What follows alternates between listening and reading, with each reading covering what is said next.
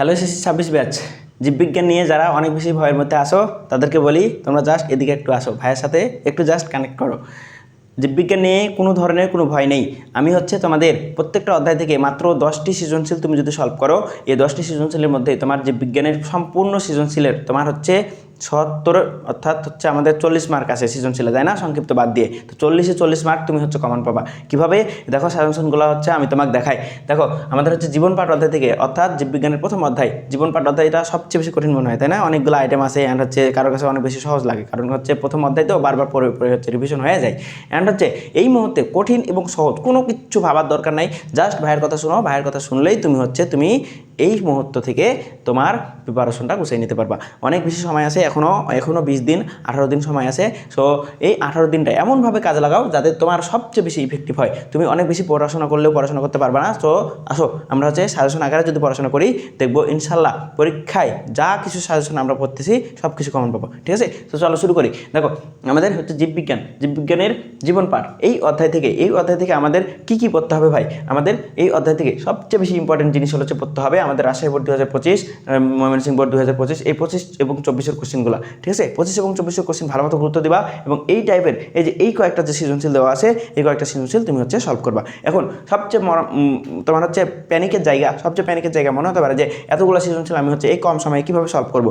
এই কম সময়ে এতগুলো সৃজনশীল তোমাকে একটাও সলভ করা লাগবে না। কীভাবে দেখো, তুমি যখন সাজেশনগুলো খুলবা দেখবা যে এই সাজেশনের মধ্যে অনেকগুলো কোশ্চেন গয়ের সাথে মিল আছে। তো তুমি দেখতে গেলে তুমি সর্বোচ্চ 5টার বেশি তুমি সৃজনশীল পাবা না, 5টা বেশি তুমি সৃজনশীল 100% পাবা না। ঠিক আছে, সো এই 5টা নিয়মের সৃজনশীল তুমি যদি করতে পারো, কেন তুমি করবা না? তুমি করতে তো হবেই, এই সময়ে তোমার কোটাই লাগবে, কারণ পরীক্ষায় তুমি মার্কস পেতে চাও, তাই না? তাহলে এই 5 নিয়মের সৃজনশীল তুমি কমপ্লিট করে নিবা অ্যান্ড তুমি পরীক্ষায় সবচেয়ে ভালো মার্কস তুলে ফেলবা। ঠিক আছে, সো আসো আমাদের দ্বিতীয় অধ্যায় জীবাশ্ম ও টিস্যু।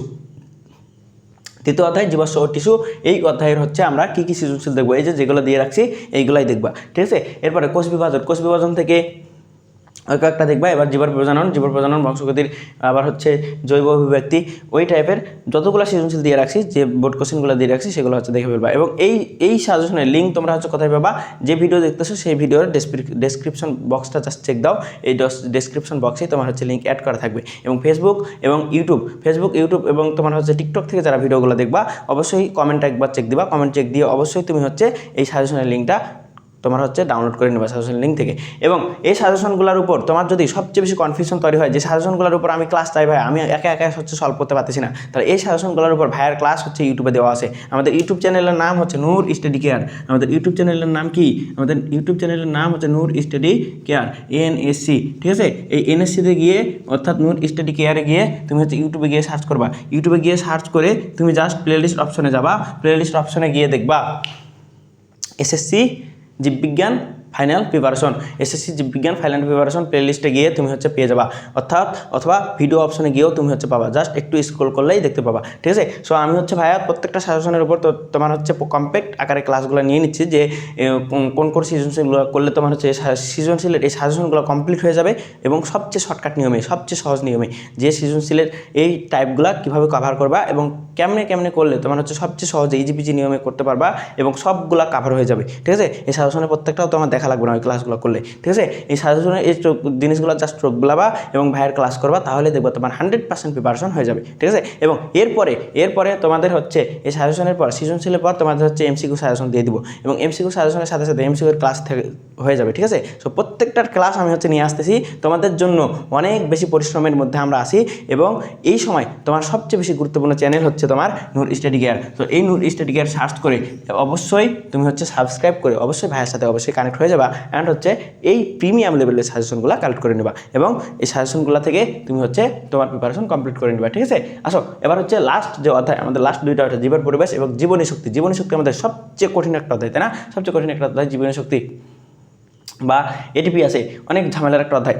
এই ঝামেলার অধ্যায় এমনভাবে তোমাকে আমি সলভ করাইছি যে তোমার কোশ্চিন দেখলেই তুমি অ্যান্সার করে ফেলতে পারবা। তো ওই রিলেটেড ক্লাসগুলো তুমি আমার ইউটিউব চ্যানেল থেকে অবশ্যই করে নিবা অ্যান্ড তোমার যতটুকু হেল্প হয় অবশ্যই ভাইয়ের জন্য দোয়া করবা অ্যান্ড অনেক বেশি এই ভিডিওতে কমেন্ট করবা এবং এই ভিডিওর কমেন্টের সেকশনে অবশ্যই ভাইয়ের যদি এই ক্লাসগুলো অবশ্যই যদি ভালো লাগে তাহলে বন্ধুদের মাঝে একটু ছড়িয়ে দেবা। এবং তুমি যদি একজন এসএসসি পরীক্ষা ক্যান্ডিডেট হও, যে এসএসসি পরীক্ষা তুমি দিতে যাবা, এই পরীক্ষার রাতেও যদি এই ক্লাসগুলো করো তাও তোমার জন্য অনেক অনেক বেশি হেল্পফুল হবে, ঠিক আছে। সো এই দেখো সাজেশন, এই হলো ক্লাস, সব কিছু তোমরা হচ্ছে আমার একটা মাত্র চ্যানেলে পেয়ে যাবা, নূর স্টাডি কেয়ার। সো এই চ্যানেলে তোমরা হচ্ছে এক্ষুনি সার্চ করে সাবস্ক্রাইব করে ফেলো এবং হচ্ছে তোমার প্রিপারেশনটা কমপ্লিট করে ফেলো। আল্লাহ হাফিজ, টাটা। নতুন একটা সাজেশনের ভিডিওতে দেখা হচ্ছে। আল্লাহ হাফিজ।